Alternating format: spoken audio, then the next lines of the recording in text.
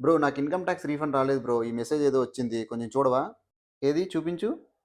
ఓహ్! ఇదా? Bank account pre validate చేసావా? Bank account pre వాలిడేటా? అంటే ఏంటి బ్రో? నేను చేయలేదే. అదేంటి? రిటర్న్ ఫైల్ చేసే ముందు బ్యాంక్ అకౌంట్ ప్రీ వాలిడేట్ చేయకుండా ఫైల్ చేసావా? మరి ఇప్పుడు ఏం చేయాలి? అదే నువ్వు బ్యాంక్ అకౌంట్ ప్రీ వాలిడేట్ చేయకపోవడం వల్ల నీ రీఫండ్ అనేది హోల్డ్‌లో ఉంది. ఏం పర్లేదు.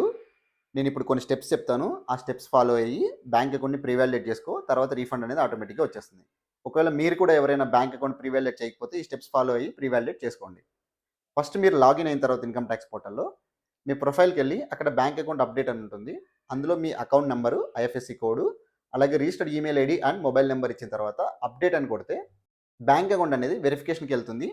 వెరిఫికేషన్ వెళ్ళిన తర్వాత వితిన్ 1 మినిట్‌లో మళ్ళీ మీరు లాగౌట్ చేసి వితిన్ 1 మినిట్‌లో లాగిన్ చేస్తే అది వాలిడేట్ అయిందా లేదా అనేది చెప్తుంది. ఒకవేళ వాలిడేట్ సక్సెస్ అయింటే ఆటోమేటిక్‌గా ఇది మీరు రీఫండ్‌కి నామినేట్ చేసుకోవచ్చు. For more such content please do follow Fintrek India.